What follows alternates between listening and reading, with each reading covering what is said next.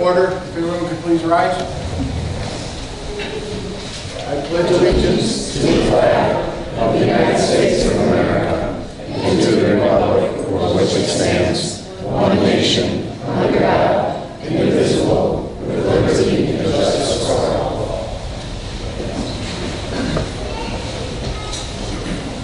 Madam Clerk, please call the roll. Trustee Costa? Present. Trustee Caprio? Present. Trustee Rogers? Present. Trustee Steve? Present. Trustee Knight-Trinity? Present. Trustee Berrien? Present. Mayor Yovich? Present. Are there any amendments to the agenda? Yes, I'd like to move H up to after E so that the recipients of the awards, if they're not wanting to stay for the whole meeting, you don't have to stay for the whole meeting, or if they want to leave, they can leave. Okay, we'll move that forward. You still got it. Is there a motion to approve the minutes of September 14th, 2016 Village Board meeting? So moved. I'll second. Constant Trustee Slice. Any discussion? All in favor? Aye. Opposed? Motion carries. Next would be reports and communications. H. Oh, okay. The community engagement reports. Okay.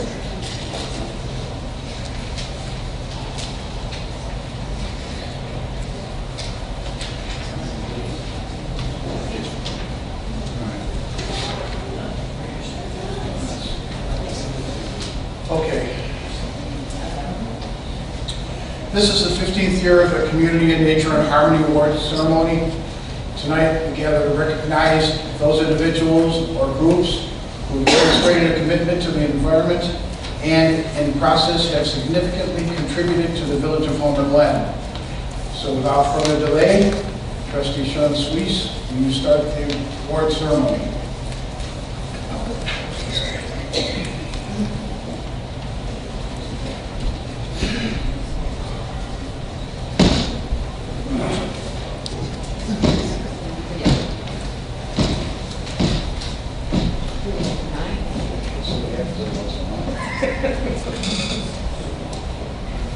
Welcome to the celebration of Homer Glen Lands Day, which is celebrated in conjunction with the National Public Lands Day. This important day is set aside to show support for recognizing and protecting significant areas in the natural environment. The village proclamation written this day for this special day in 2001 states, "The village of Homer Glen was founded and incorporated in large part due to the desires of its citizens to preserve the unique and diverse components of the natural environment within the village and to take steps to assist in the further protection and beautification of that environment. Through the efforts of the Environment Committee, the village created the Community and Nature in Harmony Award in 2002. Now in 2016, the 15th year for awards, the village again recognizes individuals, businesses, community organizations, and governmental agencies that have demonstrated a commitment to the environment and in the process significantly contributed to community pride through the preservation, restoration, or beautification of land within the village of Homer Glen. Projects and nominations must have been completed by July 15 to meet this criteria. The tree planting ceremony, another activity of Homer Glen Lands Day, has been scheduled to take place on October 26th here at Heritage Park. The Homer Glen Environment Committee will be coordinating the planting of a tree with Rick Gomez, Homer Glen resident and owner of Instant Shade Tree Planting. During the awards recognition, we are honored to have the assistance of our Homer Glen Mayor, George Yukish, who will present the certificates to individuals and groups. As the Environment Committee members take their places, I would like to thank the members of our Environment Committee for coordinating this program. And they are Nancy Carlson, Randy Juris, Kathy Cudla, Bob Moses, Cynthia Rattay, Margaret Sabo, Joe Therese, Gary White, Larry Witzel, and Sue Stylen, our staff coordinator. Sue?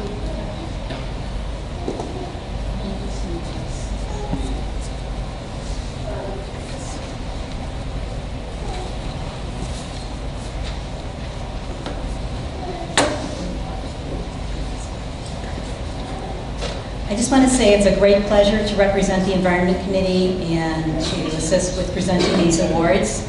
I love recognizing how individuals can influence and care for the natural environment and to support businesses who showcase Homer Glen's special character and the organizations that bring people together and generate community spirit. We have 11 projects that are receiving awards this year. To help move things along, when I read your name, you're going to come forward, shake hands with the mayor, and have your picture taken, and then return to your seats. Okay, so for our winners, individuals and businesses and organizations may qualify for an award. Homer Glen was founded by a strong volunteer spirit. We continue to have volunteers and organizations working together to make wonderful things happen in our community. As we begin, we would like to recognize the following organization for demonstrating their commitment to the environment: Homer Glen Junior Women's Club.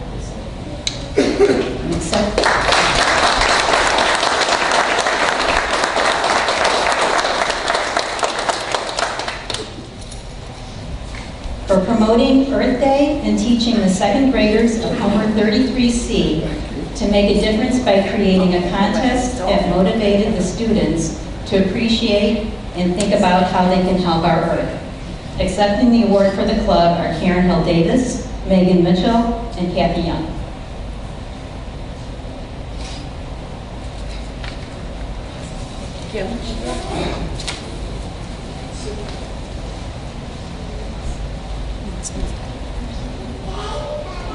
Okay, the following individuals took the act of organizing others to improve the environment. Katie Konowitz, and she wasn't sure she could make it. So I'm just going to read. For initiating the Young Sprouts Grow and Learn Garden at William E. Young School to teach children of all ages about seed growth and gardening. Josh Lund.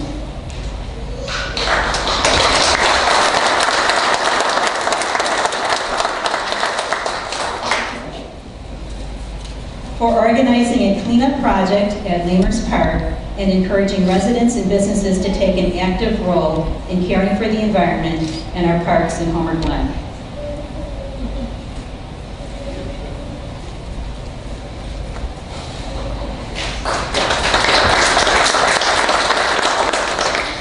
Jonathan Sulich.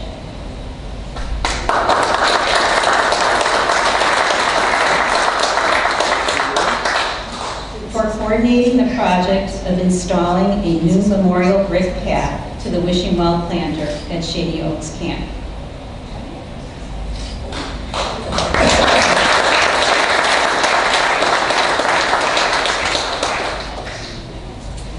And many projects would not be accomplished without assistance from our local businesses. Our next recipient is the Home Depot, and he's not here. Okay. For providing labor and materials to support the Lamers Park cleanup project.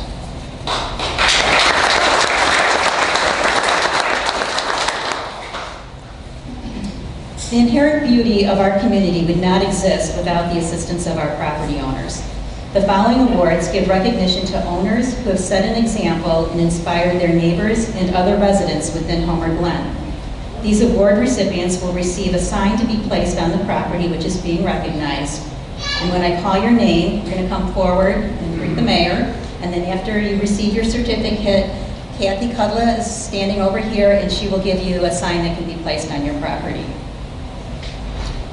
Louis and Mary Braddock.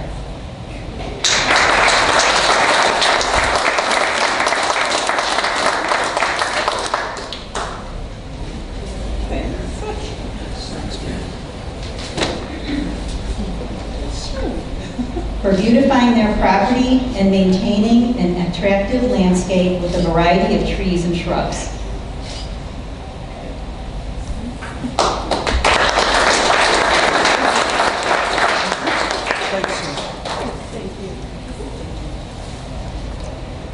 Robert Hess.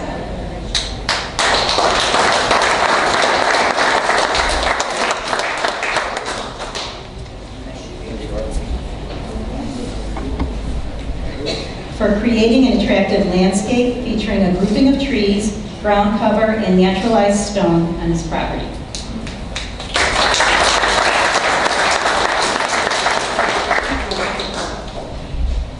Zofia Lesniak.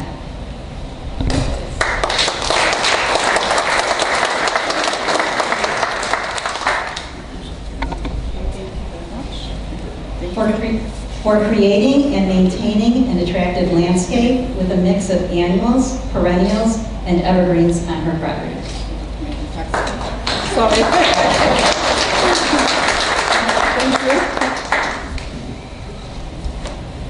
Fred and Mary Prajovic.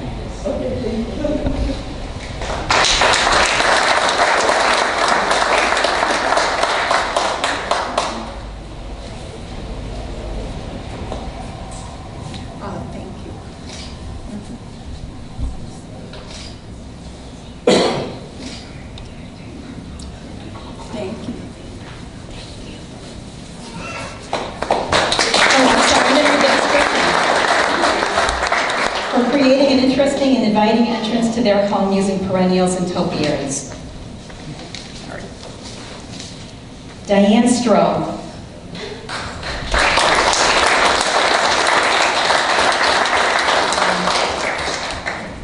For preserving a historical rural landscape and adding tranquility to the village of Homer Glen.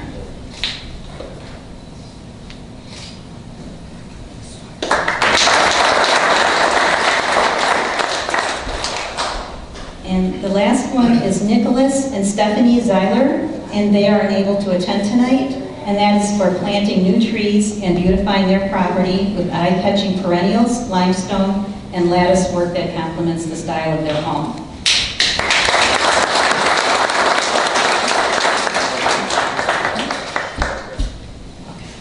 I want to say thank you for all for attending this evening and showing your support for this important Homer Glen event. Mayor Yukich and village trustees, thank you for your support. Environment Committee, thank you for your assistance in coordinating presentations. And to let you know that there's a display board in the back of the room with pictures you can look at. And there are also applications, so you can already start nominating somebody for next year's award. So Mayor Yukich, I'm going to turn the meeting back to you.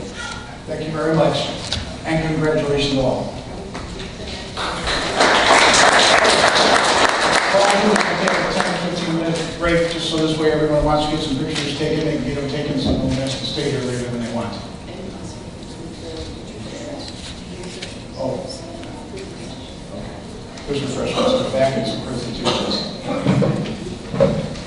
So, I don't have to make a motion to adjourn right now. All right, so if everyone just wants to grab refreshments and then get the pictures taken, we'll come back in about 10 to 15 minutes.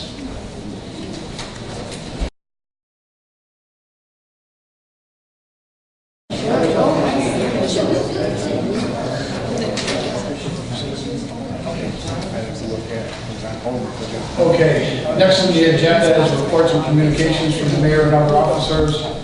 I'll start. Fall is a busy season in Homer Glen with many family activities for residents to enjoy. The village held their annual stargazing event at Trentino Farm last Friday, giving residents a chance to view the dark sky using professional telescopes. Bankston's Pumpkin Fest, Garden Patch Farm, and Kono's Farm and Fall Fest are all in full swing. With thousands of visitors each week, take time to enjoy the full season at Homer Glen. Next, the annual Mike Hike 5K will take place Saturday, November 5th at the Michael Cigar segment of the Homer Glen Heroes Trail. Participants can register online at mikehike5k.com. Proceeds raised through this event will commemorate our local heroes while supporting improvements to our community trails and parks.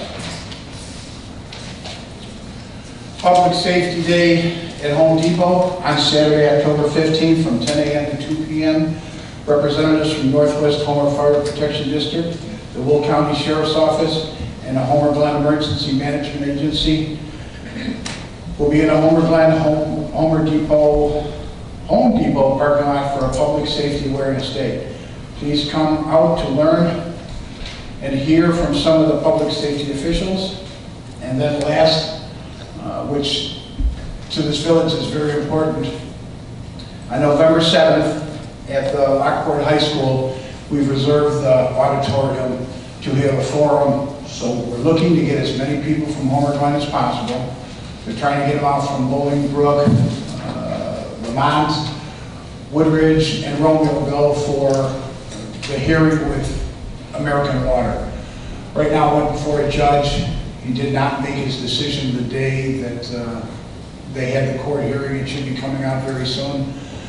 But even if we win the pipe end of it, the distribution point, we still have to go after the pipes in the ground, because in the very end, they dictate what the cost is going to be to you.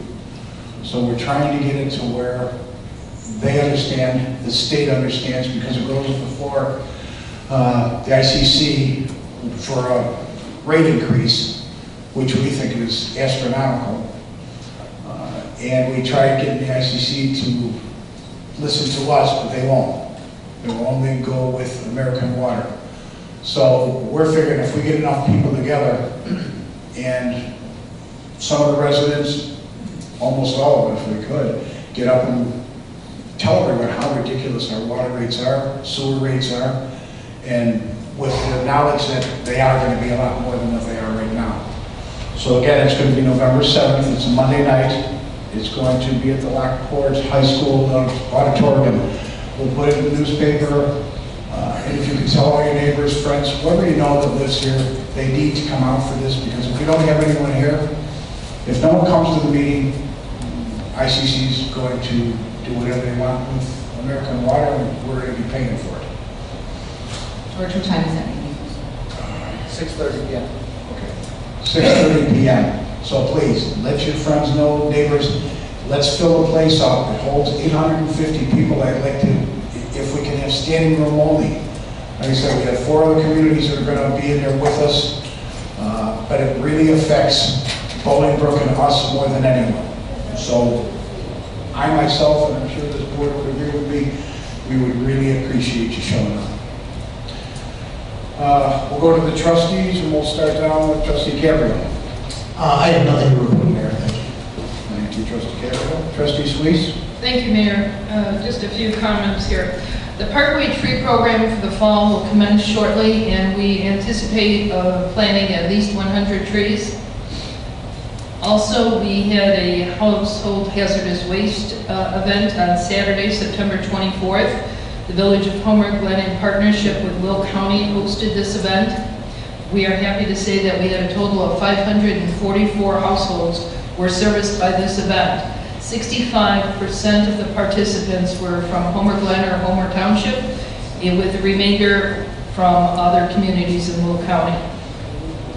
On October 7th, the stargazing event was hosted at Trantina Farm, and it was a success despite it being a very cold night.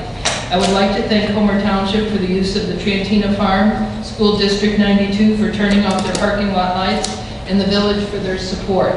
I would also like to thank John Robinson and members of the EMA team that assisted with parking, as well as members of our Environment Committee that helped out that evening, which was Margaret Sabo, Gary White, Joe Therese, and Larry Woodsoe. And one more big thank you to staff member Sue Styler. That concludes my report. Thank you, Trustee Suisse. Trustee Rogers? Reporting on behalf of Public Safety, want to remind people that Halloween hours are 3 to 7, and it will be dark during that time. So we encourage you to be extra vigilant in looking for trick-or-treaters as you're coming home from work, driving to and from wherever you may be on the lookout for them. To piggyback a little bit about what the mayor announced, Konos is having a food drive. So if you go there and you bring canned food, you get $1 off, but I might be speaking out of turn, but I think you could bring food without, even if you're not going. And they've called for the Lockport Food Pantry, and they've collected hundreds and hundreds of cans of food so far. It's really impressive. It's great. You guys are doing a great job. Thank you. We, the Public Safety Committee, we revisited the 159th Street bike path, and we're in agreement that we needed to do a little more there. We're going to look to put similar to what's on Parker Road bike path, with the striping on the street and some additional signage, reflective signage. We also have Mr. DeVito brought to our attention that the lights going into the Hidden Valley subdivision have been removed as part of the expansion and won't be returned until 2018, and it's just really dark over there, so we're looking to put some reflective signage there at the entrance to the subdivision at the request of numerous residents. What we've been doing is reaching out to residents on some of the streets that we've had continuous complaints about and invited them to come to the committee and have somewhat of a forum where we can get some feedback from them regarding the speeding that's going on their streets, the causes, which, you know, in general, we're finding is the residents themselves, and just presenting them with various different types of solutions, beginning with stages with less invasive and moving to more invasive solutions. And what we decided to actually do already, and we do have here, we've purchased 6 radars, and I'm going to just quickly ask Mr. DeVito if he could come up, because he is much more versed on this than I am. These radars actually just came in today, so I appreciate him bringing it in. Maybe if somebody could show the trustees what it looks like. So we purchased 6 of these with the theory that 2 will go on a street at a time. They blink your speed, so it'll tell you what your speed is. And it will cut off at a certain speed so that people are not trying to get it up to 55, 65. It doesn't show, so it'll at some point just say, you know, stop. But Mr. DeVito can explain what his theory is on this. I know they work. Bob Schmidt, you still here? They worked when we put them on Parker, did they not? Yeah, they did. They did. And he was complaining about Parker, a lot of speed. We had a couple early ones we bought a few years ago, and as soon as we put them up there, they work. I think the first time I saw one of those in the town of Oak Park, and I noticed it was on an arterial road that had a 30-mile-an-hour speed limit. And I called the director of public works there, and they couldn't say enough about them. So while we know that they work, what we don't know is how long they work. We're looking this is a long-term solution to controlling some of the traffic problems that we have, some of the speeders. So it's kind of a learning experience. We've got about $20,000 into the signs. There's going to be a lot more time and effort into this. And as I said, it's a learning experience. So what I'm asking the board to do is the streets we're putting up on, we had previously lowered the speed limit to 20 miles an hour. That was a traffic calming effort that we know that did not work. And I'm asking you all to raise it back up to 25 miles an hour. So when we put them out there, we'll have a better idea of how they work.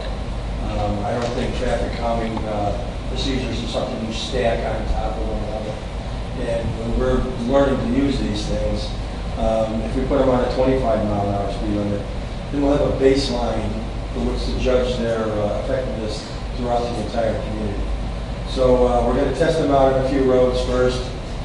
They also do data collection that we can find out in the number of cars and how fast they're going. There's another source to them. So we're going to test them out on a few roads first. It's just test how the data collection goes. So when we implement them for the first time and deploy them on these streets that we want them to work on, we'll be somewhat versed in them. Thank you. Any questions? Sure. I just have, you mentioned the speed limit going, it's 20 right now? Well, the streets that we're putting them on is 20 miles an hour. Okay. And, you know, and again, I'll reiterate, that was a traffic calming effort that did not work. And if we put them on there, we won't know if they work, if the combination work, how they'll work somewhere else. Do we have to lower the speed limit to 20 miles an hour? So what we're looking for is since this is our initial deployment of these, a nice baseline. So when we deploy them throughout the village, we'll have a better idea of how they work based on the performance of a 25-mile-an-hour. But wouldn't it be easier to get a speeding ticket if you kept it at 20, then they're going 30 miles an hour, which you're trying to, you know, I mean, that way you have at least a 10 miles. Now you're pushing it up to 35. Okay, I couldn't agree with you more. It's easier to get a speeding ticket. But giving out speeding tickets is not our goal. Our goal is to calm traffic to where it's safe for the community. And in order for us to do that, you know, we have to implement these procedures. And if we have an idea how they work as we learn, then we'll know where to put them, where they work, and where they don't. Again, this is a considerable time and effort, and I'd like them to go in where we benefit from them the most, and I think that procedure would benefit the most. Did any of the communities that these were located in give you any idea of how many get vandalized in a given amount of time? Well, that does happen. We did have a set vandalized, you may remember. I do have a starter set, so to speak, that I had on Crystal Lake Drive, and somebody had painted them black. And again, I said this is a learning experience. So when I purchased these, I had talked to several company reps and several different companies. And I came up in conversation that some of the units are much brighter than others. And some of the units you really shouldn't put in the neighborhood because it'll keep people up at night. So now I'm going back to think that simple vandalizing, painting them black, was just somebody who probably couldn't sleep at night. So part of the deployment of these, we can time them, have them time to go on at 5 in the morning, go off 10, 11, 12, so they're not going on all night in the middle of the night keeping people up.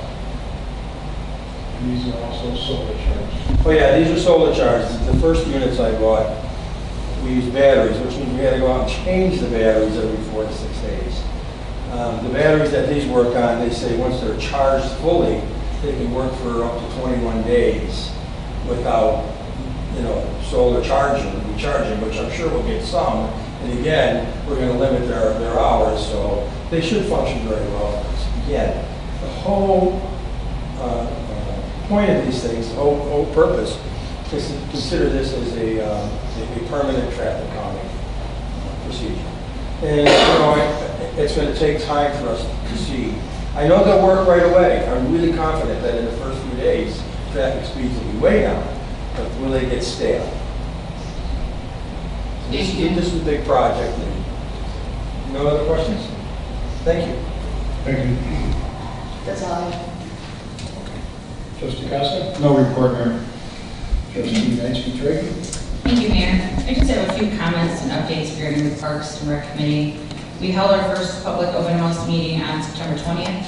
We did receive some input on park amenities desired by the public, and we also launched the My Sidewalk site to receive and share additional public input. I do really encourage everyone here to talk to your friends, family, and neighbors to attend the public meetings and visit the My Sidewalk website for more input on Heritage Park and to get more updates on what's going on. We also held a joint Park and Environmental Committee meeting this past Monday to receive further input and direction on the park layout options. We are currently reviewing options for a multi-use layout area to incorporate the future Homer Fest. And just another second public open house is being tentatively planned for Saturday, November 12th. No time has been planned as of right now. That's all I have, Mayor. Thank you. Thank you. Could you clarify the date on that? November, did I say November 12th? I meant November 7th. I'm sorry, November 7th. I'm going back in time. November 7th.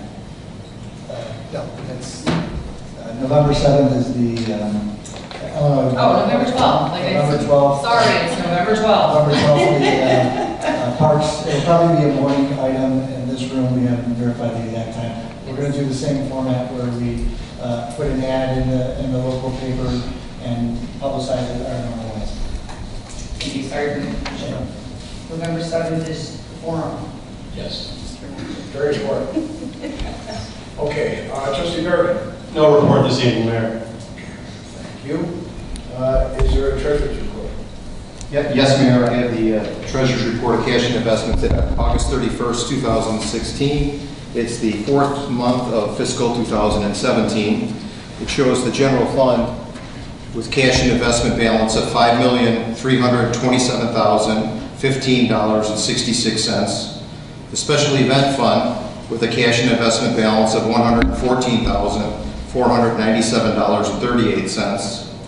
The Environment Fund had a balance of $64,861.18.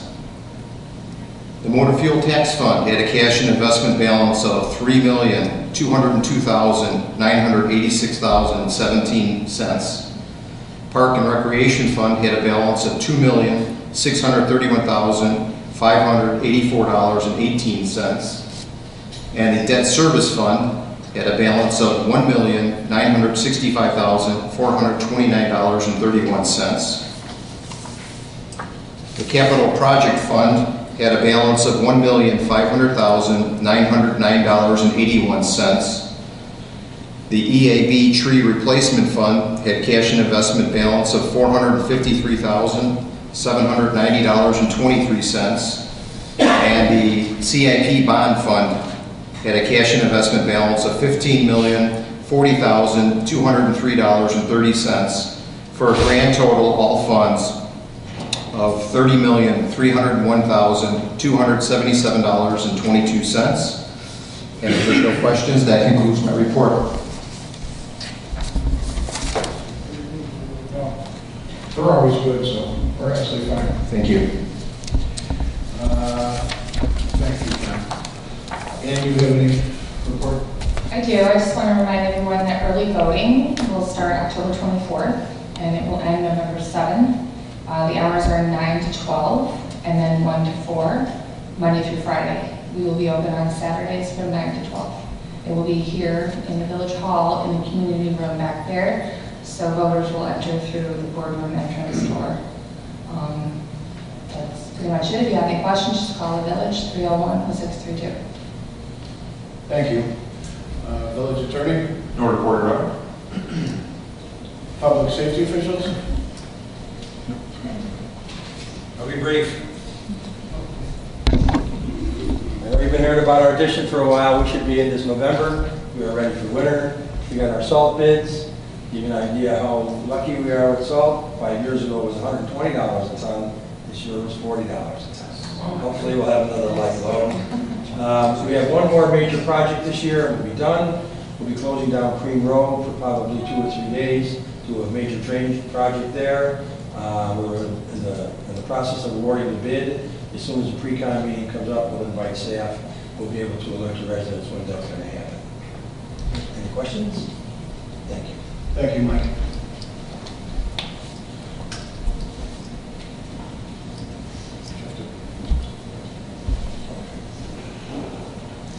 Senior brand, well, you're not brand new to us. Yes, You're not old.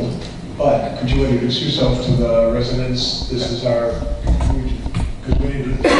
Right, that's my first one. Okay. Yes, sir. So we're going to break in, right? Absolutely. Hi, everybody. I'm Lieutenant Jim Holliday, Will County Sheriff's Department. Been on the department for over 20 years now.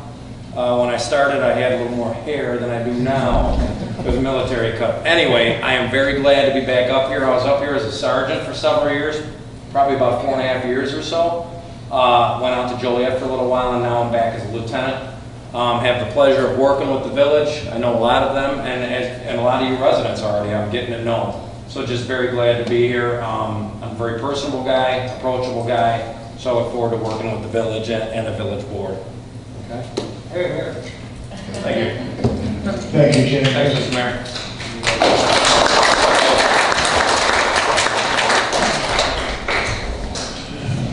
Mike, do you have anything? No, okay. Next is public comments. If we could keep it to 3 minutes, we would appreciate it.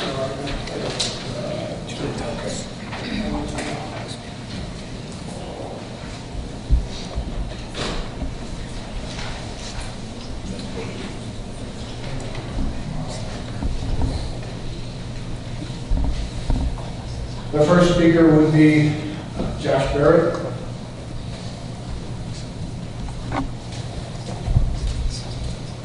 Hi, my name is Josh Barrett. I live at 13842 South Twin Oaks Court.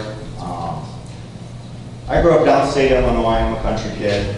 Moved here in 2001, and the reason I moved to Homer Glen is because of what it is, right? So I've lived here a while. This year I wanted to get some chickens. Being a farm kid, you know, I wanted to have my kids to have an experience like I had on the farm. Closest thing I can get is chickens. So, big yard selling chickens. First I went and looked up the ordinance. There's a general provision in there that says you're allowed 20 chickens per acre. So I'll go to Big R, buy some chickens. They told me that they were selling 6,000 chickens at Big R. There's lots of people buying chickens. Okay. I believe Ludwig is selling chickens too. So anyway, on September 17th, I received an ordinance violation from the city or village of Homer Glen, which I was kind of dumbfounded by that because I looked up the ordinance. General provision says I can have chickens.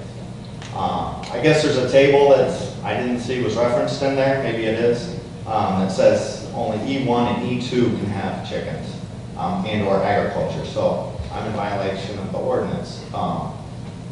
I guess one thing I don't understand is, you know, Homer Glen's by agriculture, and I don't see how having a few chickens for my kids is a big deal. Maybe it is. The city of Chicago allows chickens.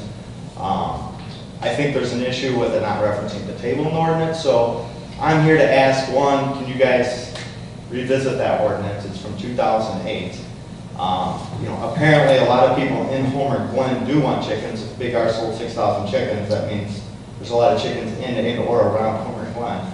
I know from my yard I can see 4 chicken coops, so I'm not the only guy in town. So I guess I'm just asking if Homer Glen can reevaluate the ordinance and look at possibly opening up chickens for pets. I'm not talking about a livestock operation here. These are my kids' pets. They literally play with them.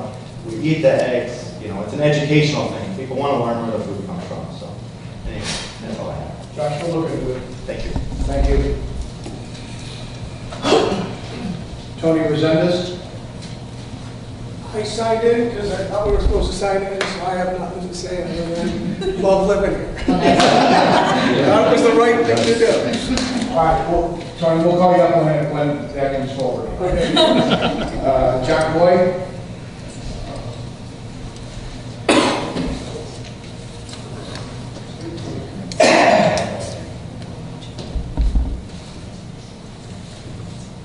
Jack Coy, 12056 Venetian Way, Homer Glen. I had mentioned a few weeks back about these traffic lights on 159th Street with the turn left lane sign up there. No left turn except on arrow only. I have heard more horns blow, more people with 4-letter words calling a guy in front of them. And I mean, it's ridiculous that when you have nobody coming at you, and you're sitting there and that sign says no left turn, except on green arrow only. That only has got to be blacked out on them signs, because I mean, it's ridiculous. Like I say, I go down there in that area twice a day, sometimes 4 times a day. And every day I hear horns blown at somebody. If somebody's impatient, they want somebody to turn.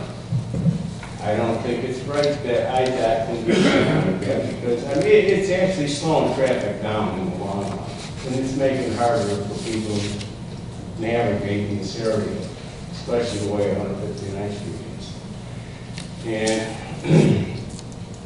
we also, do we have anyone that keeps an eye on some of the stuff they're using for fill over there?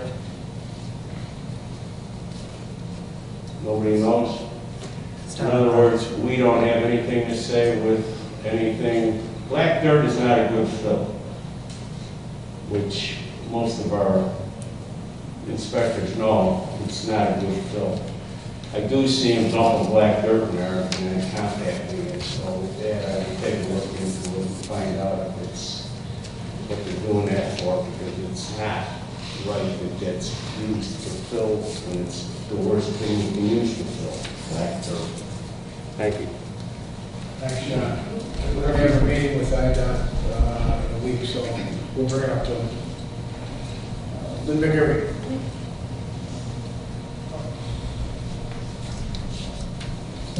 Hi, Lynn McGarry from the Homer Glen Area Chamber of Commerce. Here to invite you, and you'll get personal written invitation in about a week. Thursday, November 17th is our annual holiday party installation of the Board of Trustees at Ruffled Feathers, like we usually do, when we appreciate your attendance and your support. I hope we see you there. Now, I'm Lynn McGarry, 14104 Garrett Road, Homer Glen. The 2 street lights to the east in our parking lot really need to be turned on. This lot is so dark. And the step off when you walk out the door is really big, bigger than you expect. But when you're coming from the east, you can't even find the driveway. It's so dark out there. So I think the lights are there, they're just not on. You talking the entrance coming into the parking lot? Mm-hmm. Did they fix those yet? That's when it got taken out. Yeah, I believe we have the material in stock, it just hasn't gotten updated yet. Yeah, Okay. the lights are actually taken out. So driver that miscalculated the turn. Not lights on 151st, the lights In the here in the parking parking lot. Okay.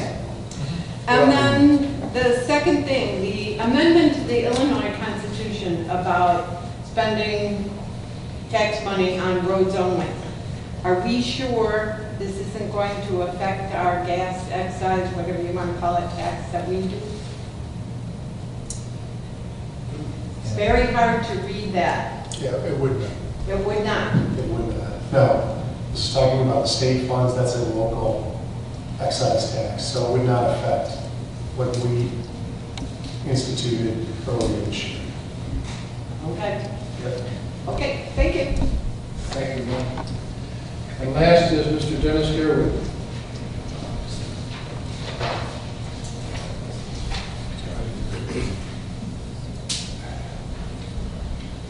Maybe tonight I'll get to finish what I attempted to say last Wednesday. Just come on up and speak your piece.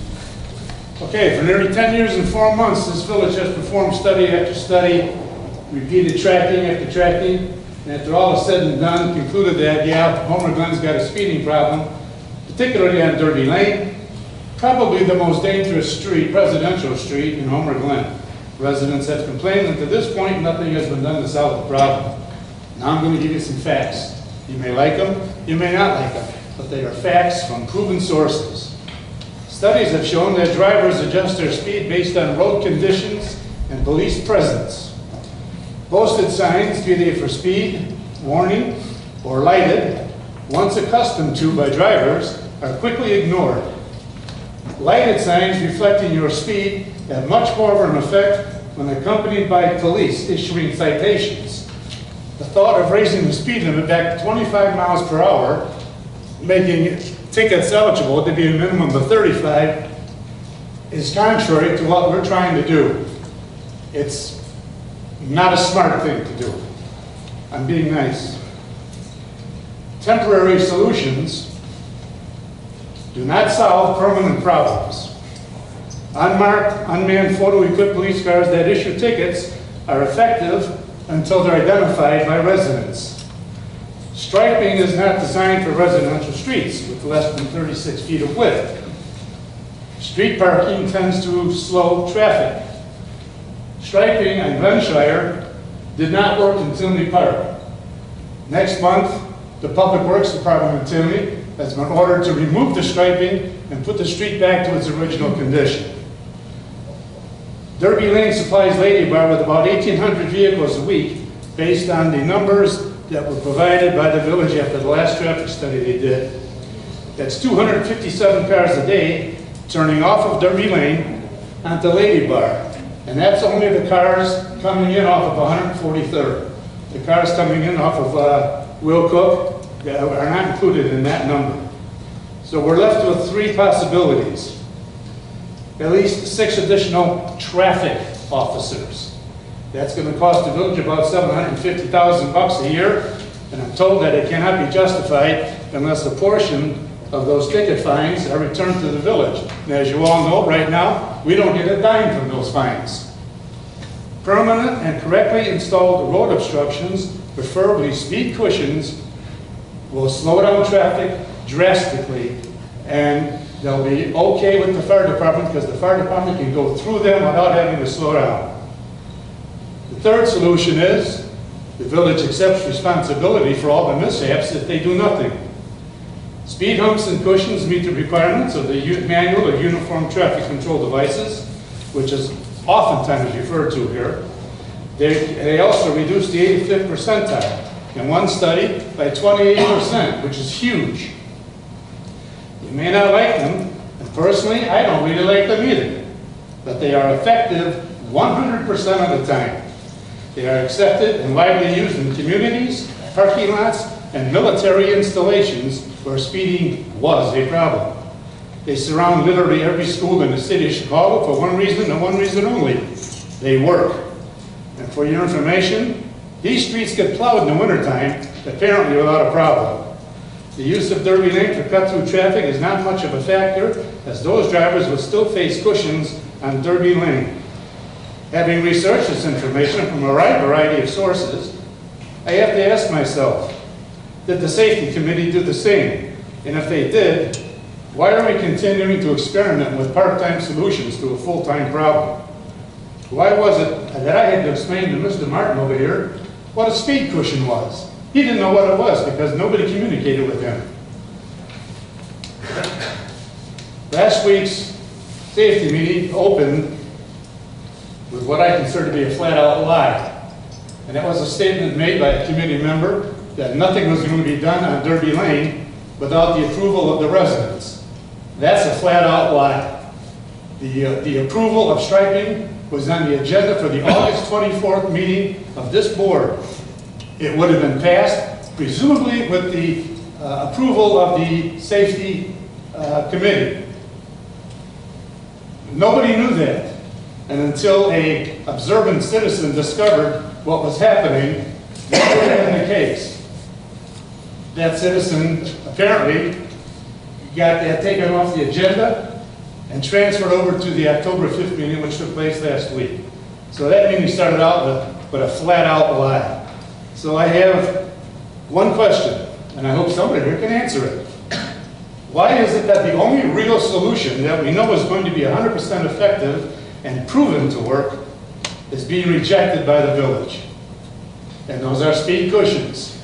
They work all the time, and for 10 years, this village has not considered them. Why is that? I can answer that. Right now, we had a meeting, which you went door to door and you informed all the residents that live on the street because Derby is more effective than anybody else. And almost everyone that came in here, except for a couple, two, were from Derby. Out of all the people that did come in here, and I apologize, I don't even count on it, two said that they would accept the speed bumps. The rest of them pretty much said no. There were a couple that said if it's the absolute last thing that we have to do, they take the speed bumps. Nobody wanted a painting on the street, but at the same token, all they were was ideas at the time. There was nothing written in stone about anything being done until, and you brought it up, we'll bring all the residents from Derby here. We waited until we had the opportunity to talk to them. The speed bumps that are out there right now, Dennis, I'll be real honest with you. If it was in front of my house, I wouldn't want them either.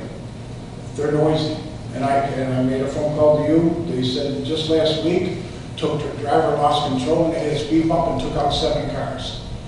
Speed bumps on a dark street with no curbs, no lights, no sidewalks, to me is too dangerous.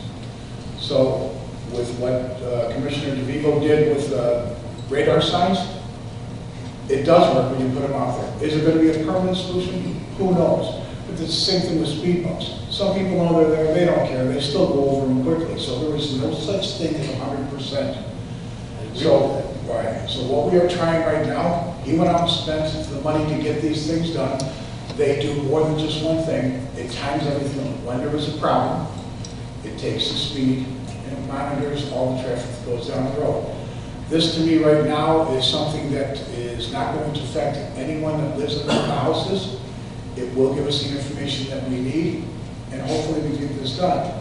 As for putting a squad out there, which we did talk about with radar to where they can take the pictures, I was informed we cannot do that. You have to have at least 500,000 residents for 25, so we're a little bit away from that. So right now, we are trying the best as they can. They spent some good money to do this. I understand you've been fighting this for 10 years. I'm through after tonight. But we still going to try. We're still going to try to get to the bottom of this. But like you said before, when you say they're speeding in Homer Glen, they're speeding everywhere. I realize it. So it's a problem that goes on throughout the country. Everyone's trying, and that's all I can say. We're trying right now. You know, years ago, nothing at all was done. We have tried. We put the 20-mile-an-hour paint on the street. like you said, it worked for a little bit and then it went away. Because my biggest issue here is when Trustee Costa and myself went out and we did the radar on the street, you know as well as I do, there's people who lived on the street and speeding. Oh, sure, yeah.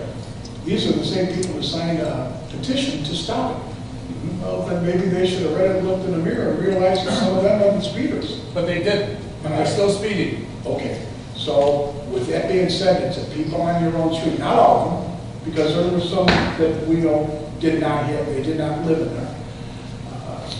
We're trying to do the best, we're trying to educate everyone, and the police will be out there to give tickets. And in my opinion, the best way is tickets. You keep hitting them in the pocket, they're going to stop. I agree with you. So let us see what happens here.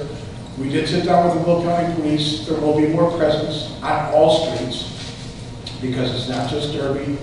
It's Crystal Lane, it's 139th Street. I got a phone call the other day from some people in Vermont. So we honestly are trying to nip it in the bud. But as you know, it's not easier said than done. George, I'll say this. Nothing really happened until you and Mike Costa got on the safety committee, several years back. Okay. You two guys started the ball rolling to try and do something about speeding on Derby Lane. Basically, nothing has solved the problem. Those signs are not going to solve the problem. They're not going to be permanently installed. You're not going to have permanent police out there. And once those signs disappear, the speeding's going to start again. We got that answered when we reduced the speed to 25 and painted it on the street. We reduced it again to 20 and traffic slowed down for a bit. And as soon as people get accustomed to things, they speed up again. As far as I'm concerned, as far as these reports are concerned, from sources across the country, including a really huge company in Southern California, where we all know they got traffic problems out there, they all say there is no substitute for police presence issuing tickets, and the second best thing you can do is put in road obstructions. We agree on that 100%. We're spinning our wheels by not doing it, because eventually that's what it's going to take. Thank you all. As far as I'm concerned, this issue is closed with me. I'm tired of talking about it. I'm tired of talking to people that will not accept the basic facts of what's going on. They just will not accept that. So I'm done. Well, we will still continue to try to get this rectified. Thank you, George. You're welcome. That's it for public comment right now. So we will be going into legislation action items. Is there a motion to approve ordinance number 16-040, an ordinance approving a special use permit for the smoking lounge, Cigar Lounge, in the C1 neighborhood commercial district for a certain real property located at 13033 West 143rd Street, Homer Glen, Illinois? So moved. I'll second. Trustee Costa for the motion and Trustee Turkey for the second. Is there any discussion? Where you going to Yeah. I don't have a discussion necessarily about the Cigar Lounge itself, but the outdoor seating area and how we propose to implement that, whether we should consider implementing that at a later time versus right out of the gate. Go ahead, sorry. Right. No.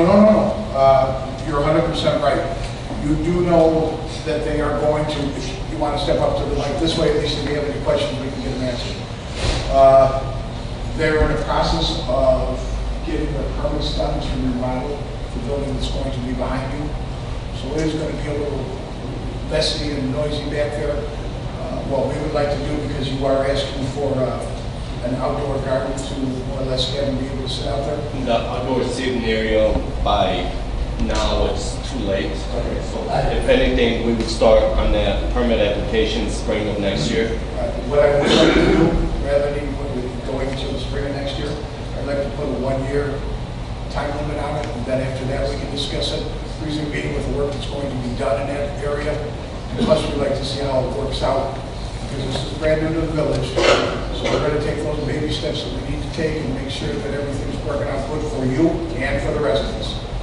So if that's okay with you, and I knew that was a question that you had, as long as the board is okay with it, I figure if we wait a year, pretty much like we're going to do with the video game, we're going to start waiting. Then if there's any other discussion on it, ask your questions, but at least for that, it's going to be a year. I would like to just state for the record that I gave each of you, I left on your place on the dais. The petitioner brought some photo renderings tonight of what a potential fence would look like around the patio, as that was a condition of plan commission approval.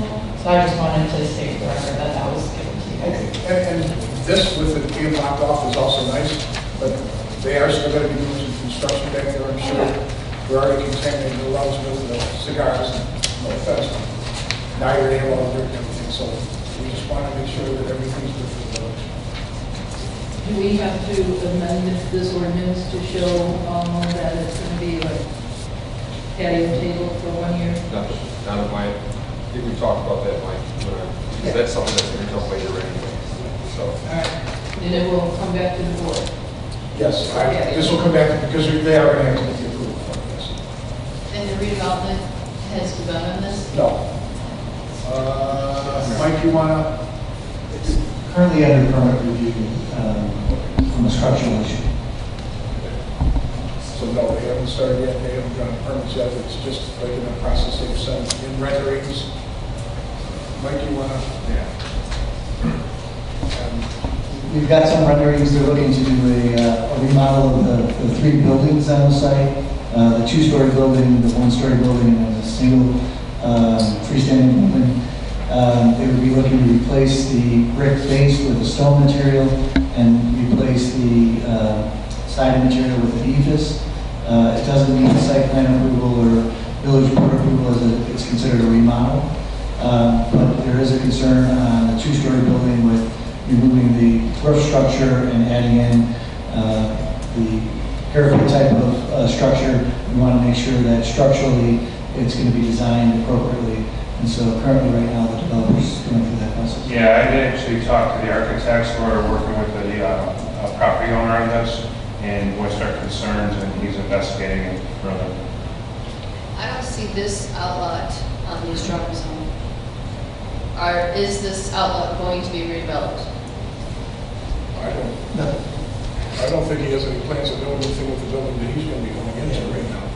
Well, This is strictly the building behind us, kind of here. my understanding, my understanding is that the owner, the property manager, I should say, for the building plans on all 3 buildings eventually matching each other. So I don't know what their time frame is for the smaller outlot building this gentleman's looking to occupy, but the rendering that you have is, it's a preliminary rendering, and it does show sort of 2 options in color at the top there, and it only shows the large building at this time. Did he fill you in at all when he plans on remodeling the outside of your building? I believe he wanted to start as soon as possible before it gets really bad here in Chicago. I'm not sure which building was he going to start on first. But that would be all external work. But it's your understanding that it includes the building that you're looking to occupy. And that would make sense only because that building is identical in appearance to the rest of what he's running. They want to match the whole image for the whole plaza. It's the same roof, it's the same exterior. Absolutely. So that would make sense for him to do all 3. Absolutely. If everything were to go smoothly, what time frame would you anticipate opening this cigar lounge? I would need 30 days in construction in order to be ready to open up.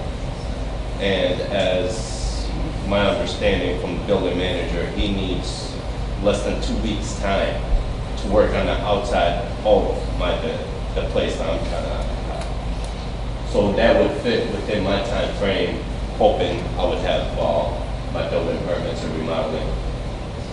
So while we're working on the inside, they would be working on the outside, and hopefully have it done, considering what time they get their permit. They haven't come to you for any kind of permit yet. Have you filed for a permit to do the remodeling on the inside? On the inside, yes. We have received it. We've been holding off until the village board consideration of the special use permit. Okay. All right. And he can still go ahead and open without the outside being done. We're just trying to make this as easy as possible. I have a question, Alex. Are you putting up signage outside, or what are you? There will be a sign permit submitted to the building. Okay. Outside the building? Considering what's going on right now, we might hold off on them until they finish whatever remodeling, and as soon as they give me some time frame. You're not doing an independent standalone sign over here? No, they have their own independent sign that has slots. Oh, okay. Okay.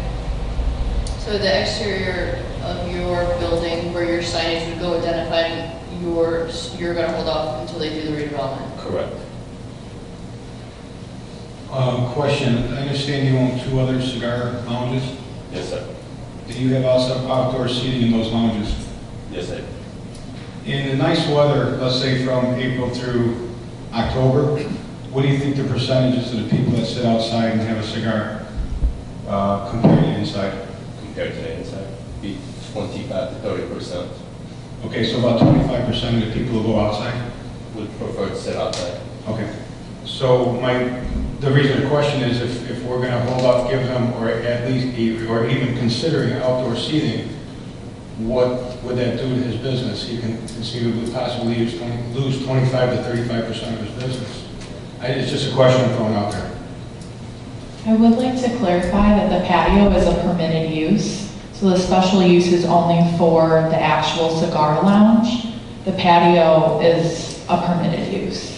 Yes, I understand that. Okay. The discussion here tonight was to hold off giving the outdoor use for 1 year. Am I correct? That's just a suggestion. So if he's not able to apply for a special use permit for outdoor seating until next October or November, then that means he would lose a whole season with 25 to 35% of his patrons wanting to go outside and he couldn't. I just want to make sure that he is not hurt anyway, maybe make it 6 months from now to see how it goes. So he still has an opportunity to at least apply for the outdoor seating within the nice weather and people are able to go outside. That's my only I have no issue with it. Like I said, mine was a suggestion just to find out, because this is the first that we're doing something, but I do understand exactly what you're saying. We don't want to hurt you. I would appreciate that. If I could apply for the outdoor seating area next spring, that would be more than perfect to take advantage of the summertime. There's no special use permit needed for the patio. We only require special use permits for outdoor seating for restaurants. So the patio itself that he's suggesting is a permitted use that technically would not have to be approved by the village board. Well, that just consensus. Well, I guess the question though is that if you were going to put that limitation on it, you would have to open up this thing. I was mistaken. You would have to what? You would have to amend, you'd have to include something in this. Yeah, really, that was my question about when do you plan on opening, because I didn't want him to wait till next October to have to apply and miss all summer as well. That's why, that was the point of my question. Well, it's a consensus here to wait until springtime when he gets ready to do it. By that time, the outside of the building should be done too. So what you're asking for is just an amendment to this special use for a 6-month time frame before you can apply for a permit, to have a permit application come before the village board. I don't even know if you have to do that. If it's the middle of winter, I'm not going to want to go outside and freeze. Okay, so just wait a 6-month time frame then? Well, we were just told that you don't need a permit to go outside. Yeah. So if you approve it, it's the outdoor seating. I understand that, but I'm saying you can make it the use itself is a special use. You can make the condition of the patio, which doesn't normally need it, a condition of the use of the facility. So if you want to wait 6 months, you can make that a condition of the special use of the use, and just have it go to the board in 6 months, if that's what the board desires. Do we have to put a time frame on it? I guess would be my question. I think we Formally. should, so that we can see how, 6, 7 months or something like that in the spring. Well, you would have 6 or 7 months if you opened it up right now, because like I said, the middle of winter, I haven't got it, it's going to go into the spring. Right, I mean, take a look at this in the spring. We would control the process going forward, right? If we have a consensus to hold on the outdoor portion for now, nothing can happen going forward. I'm saying, do we need to put a definitive time frame on that? I don't think we do. No. Okay? So, I guess I agree with the mayor on this, and I think he said it well. Something new to the area, right, brings some hesitation. I expect that you will be a great business partner for the town, but baby steps, I think, at times are warranted.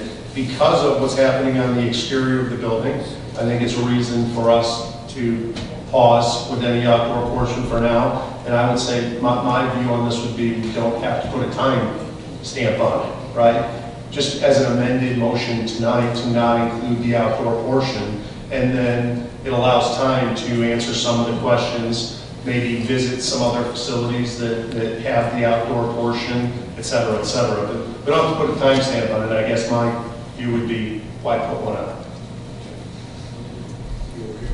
It's just the same as tabling the outdoor portion for now. Just a clarification again, since the outdoor area does not need consensus of the board, in order for the board to have control, you need to put a condition on the special use. So I would recommend a time frame, just as a kind of a revisit, whether it's 6 months, and then you can consider expending that if you wish. What I was thinking about is you can approve it, you can amend your motion to be this approval with a condition of no outdoor patio area until permitted by the village board. If there really isn't the time, but you still have to come to the village board to get a permit. Well, Karen, you said that they don't actually have to come in for the permit? I guess it would just be approval by the village board. All right. Then let's do it that way, because if it doesn't interfere anything with what you're doing business-wise, because it is the middle of winter, it would be just about the time that spring is coming around. So, all right, if the board is okay with that, we have to re-motion it to change With the motion. I think would both of you accept the amendment with the condition of no outdoor patio area until village board approval. I'll amend the motion. But I do want to recommend to you that in the spring, when you're ready, that you want to do the outdoor seating, come back to the board. There's no problem. Okay, so if you want to start it on Memorial Day, make sure you're here in enough time that the board can consider this and give you approvals, we can move forward. Absolutely. I mean, I would prefer to come a little bit earlier than that, just to get the approval process and the construction process over with before the summertime. Because you could even put a condition on that usage would have to be after the final building inspection of the redevelopment. See, because that's where honestly, this is where I'm leery. I was kind of under the impression that, you know, this piece was going to be redeveloped as well, and I'm not getting that from this conversation. I'm not getting that this piece is going to be redeveloped either. So that's what I'm saying, the outdoor seating tied to this piece being redeveloped. I think that's something you'd be able to bring up at that time too. Yeah. When he comes for your approval, the board could decide that we want to hold off on that until the redevelopment is complete. Yeah, because a number of things can come up with that are out of this gentleman's control. If for some reason the redevelopment is slowed down for any reason or not, why should he be penalized 3, 4, 5, 6, 8, 10 months because of somebody else's inefficiencies? So I think when he comes back to the board, we can evaluate it at that time. Yeah, and like you said, you plan on starting to build out pretty soon, you inside and order the property so you can do this at the same time. I would hope so. All right. I'm sure they would have to get the permits from Yes. village first, but it was a promise made to me that they will start on my unit first, and they said they only need 2 weeks time. Okay. So is your reconstruction also going to include a door on the back of that building to access that patio? There's already a door. Oh, there's already a door. Correct. You can't see the picture. It's actually from the PNC side, with the little sidewalk already there. Okay. Are you going to use the entire inside for this cigar lounge? I mean, the entire floor? The floor plan is on the little displays. Correct, yeah, the entire building is going to be associated with cigars, whether it's retail or sit-in area, it's going to be associated with cigars. Okay, so we have a motion that we seconded. All right, so now, Madam Clerk, would you please call the roll? Trustee Costa? Aye. Trustee Caprio? Aye. Trustee Rogers? Aye. Trustee Sweet? Aye. Trustee Berry? Aye. Mayor Kishore? Aye. Motion carries. Thank you very much. Thank you. Is there a motion to approve ordinance number 16-041, an ordinance approving the preliminary and final plat consolidation consolidation of lots 4 and 5 in the third addition to Chickasaw Hill subdivision, commonly known as 13715 South Parker Road, and 13555 West Iroquois Trail, Homer Glen, Illinois, Representatives, case number HG1616. Is there a motion? I so move. Trustee Suisse? Second. Second, Trustee Costa. Okay, discussion. One question, since we're going to consolidate the lots, what is the address going to be? Or are they going to hold 2 addresses? The house is located on 13555 Iroquois Trail, so I would presume that they would keep that address. Okay, so we just have to make sure, because I know this has come up in the past with our emergency services when there could be 2 addresses, so we have to make sure that It's going to depend on whatever new construction is there, the orientation of the building, where the front entrance is. Okay, so it would stay where it's at now. Okay, but as long as that address is listed for the We'll confirm that when response to get to, we want to make sure the owners are aware that, we've run into this in the village a lot, so, or in the past, I shouldn't say a lot, but in the past, for safety reasons. And has there been any response or communication with the homeowners at 13725? No, there's not a public hearing requirement for consolidation, so no one was notified of because it wasn't a public hearing. So the reason for this is for the swimming pool, correct? A shed and possibly a swimming pool. We have received a shed permit already. I understand that the homeowner is also going to apply for a swimming pool permit as well. I wish there was some communication with 13725. Lot, what is it? 4. The lot access via Parker has, from what I can tell, always acted as the backyard of this house for many, many years. There's already a fence around the entire 2 properties. So I think everyone kind of just assumed that these 2 lots were one lot. So I don't know if any neighbors would have realized that it was a separate lot that could have been a single-family home. Okay, thank you. All right, so they are going to go for one PIN number, or that's already been done? That hasn't been done. That will happen after the plat is recorded with Will County. Okay. All right, any other discussion? Madam Clerk, would you please call the roll? Trustee Maxey-Chargy? Aye. Trustee Rogers? Aye. Trustee Suisse? Aye. Trustee Varian? Aye. Trustee Caprio? Aye. Trustee Costa? Aye. Motion carries.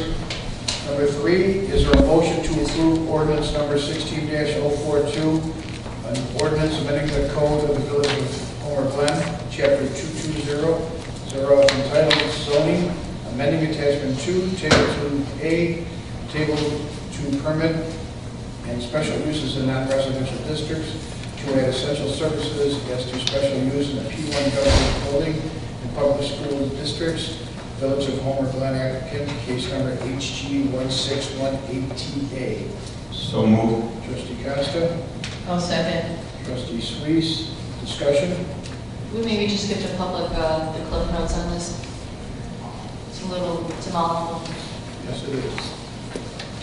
Mike, you've got the information on this, was to explain what's... Yeah, basically, you adopted, 2 years ago, there was the creation of the P1 district, which was for governmental buildings, public schools. Right. We adopted the county zoning ordinance after the incorporation, and there wasn't really a zoning district that covered public facilities, such as the village hall property, the library, township, highway department. And we also have these substation facilities in the village, like NICOR, the Chickasaw water treatment facility. So the idea here is that now that we have that P1 zoning in the village, the only actual zoning that happened was the township highway property that is zone P1. You'll see probably in the future some cleanups of the official zoning map of the village to put the P1 district on those properties. For example, the Chickasaw Hills water treatment facility, if you look at the zoning map, the center of it is zone commercial, and it's neighborhood commercial, and the perimeter of it is zone agriculture. Or I have that backwards. The middle of it is agriculture, and the perimeter is commercial. It's a water treatment facility. So there was a unique zoning case years and years ago associated with that property. They're looking to kind of clean up the zoning map, and so we looked at the use table, and on the screen you have a picture of it here. The table of permitted and special uses, for whatever reason, it allows for these essential services, utility facilities, things like that, as special use permits in all of the commercial zones, but it didn't allow in the P1 zone, which is probably where it belongs. So we're just looking to amend the table. That's really it. We're putting an S in the column under P1. Thank you. And the library should be in there because that's when it all came up about the P1. So library part of it already? No, the current zoning map still has the library zone commercial, and this property that we're sitting on is also zone commercial. Okay. All right, like I said, we'll clean it up. Any other questions? Madam Clerk, could you please call the roll? Trustee Caprio? Aye. Trustee Bringer? Brian? Aye. Trustee Maxey Turkey? Aye. Trustee Sweet? Trustee Rogers? Aye. Trustee Costa? Aye. Motion carries. Number 5, is there a number 4, is there a motion to approve an agreement with Landscape Supply Inc. for the fall 2016 Public Parkway Tree Planting Program in the amount not to exceed $32,300? I so move. Trustee Solis? I'll second. Trustee Cabrio? Discussion? Madam Clerk, please call the roll. I'll try. Trustee Costa? Aye. Trustee Caprio? Aye. Trustee Rogers? Aye. Trustee Sweet? Trustee Barry? Aye. Trustee Maxey Turkey? Aye. Motion carries. Now number 5. Is there a motion to approve the amended mayor and village board standing operating procedure, SOP number 12, Village of Homer Glen's community meeting room use policy? So moved. Trustee Costa? I'll second. Trustee Caprio? Discussion? Madam Clerk, please call the roll. Trustee Costa? Aye. Trustee Caprio?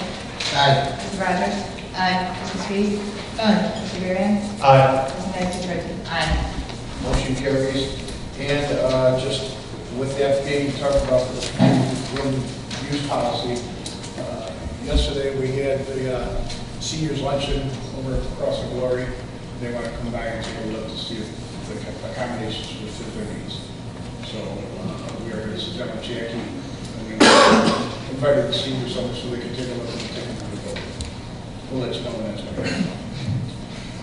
Number 6, is there a motion to approve the supplemental work proposals from Copenhagen Construction for additional drainage work within the village of Homer Glen in the amount of $17,800? So moved. Trustee Suisse? Second. Trustee Costa? Is there any discussion? Madam Clerk, please call the roll. Trustee Maxey Turkey? Aye. Trustee Barry? Aye. Trustee Sweet? Aye. Trustee Rogers? Aye. Trustee Caprio? Aye. Trustee Costa? Aye. Motion carries. Is there a motion to approve the invoice from PT Farrell for the resurfacing of the Park Village Hall parking lot in the amount of $103,468.40? So moved. Trustee Costa? I'll second it. Trustee Knights, Turkey. Discussion. Madam Clerk, please call the roll. Trustee Maxey Turkey? Aye. Trustee Barry? Aye. Trustee Sweet?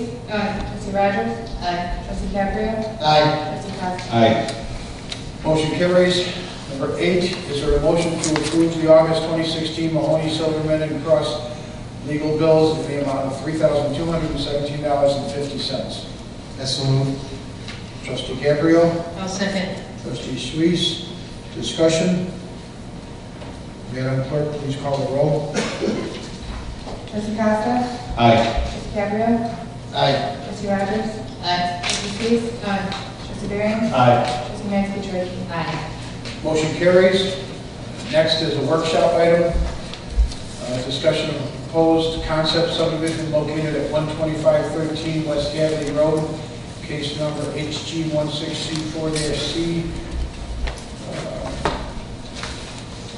Mike, you're handling this one, or? I am. Chair Moore? So the petitioner, the Dudler sorry, is here tonight. He owns this property. It's currently fronted off of Hadley Road. And he is looking for feedback from the board. He's already gone to the planning commission on possibly subdividing the property. I included two sort of maps in your packets. The first would be making the two larger lots, lots 1 and 2, which are 2.5 acres and 3.1 acres, keeping it as the current E2 zoning, and subdividing off the rear portion of the property into lots 3 and 4, which would sort of match the dimensions of the Windsor Court subdivision, and extending the existing stubbed Windsor Court westward. Keeping the A2 zoning for the two larger properties would necessitate one variance for each lot, as they don't have the required lot width and lot frontage for A2. The issue with this is I would, as staff, not recommend that Mr. Dudlachek apply for these variances because they're only good for 1 year unless a building permit is submitted. So it would basically be on whoever purchases these properties to apply for and hopefully receive the variances necessary to build the house. I also included a staff recommended version of this plan that includes rezoning lots 1 and 2 into R1, which would eliminate the need for variances, which would make possibly selling off these two portions a little bit easier. And it would still allow for horses, which I know Mr. Dudlachek has received inquiries on for part of the property. But that would be a special use permit process, so it would give neighbors in Windsor Court the opportunity to voice their opinions about whether or not horses should be on these properties, and would give the board some discretion. Did notices go out on this one for? It's just a concept. He hasn't submitted a formal application. When he does, the notices would go out. Okay. All right. Any other discussion on it? I agree. I'm looking at the map that was given to us. Lot 3 and 4 would be pretty much in line with what's on Windsor Court now. And then I like the recommendation of changing that to R1 from A2 for the lot size. Again, it would eliminate the variances in the future. And those are still pretty large lots, over 3 acres on one and 2.5 on the other. So from what I see here, I think it would fit the neighborhood quite well. Okay. And the only way in and out is going through Windsor Court then, correct? Yeah, for lot 2, 3, and 4, they would all be accessed off of Windsor Court. Lot 1 would still be accessed off of Hampton. Okay.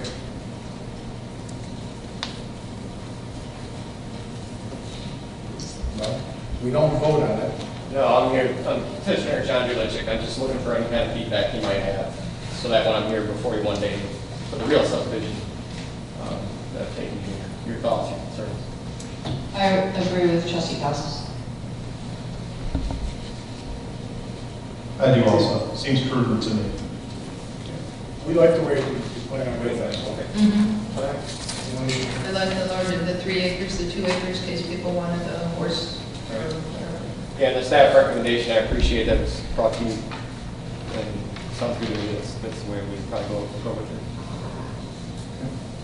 Everyone feel the same way? Yeah. Well, okay. Rock and roll. Go Cubs. I may change my mind now. All right, is there any old business? Is there any new business? Is there a motion to? So moved.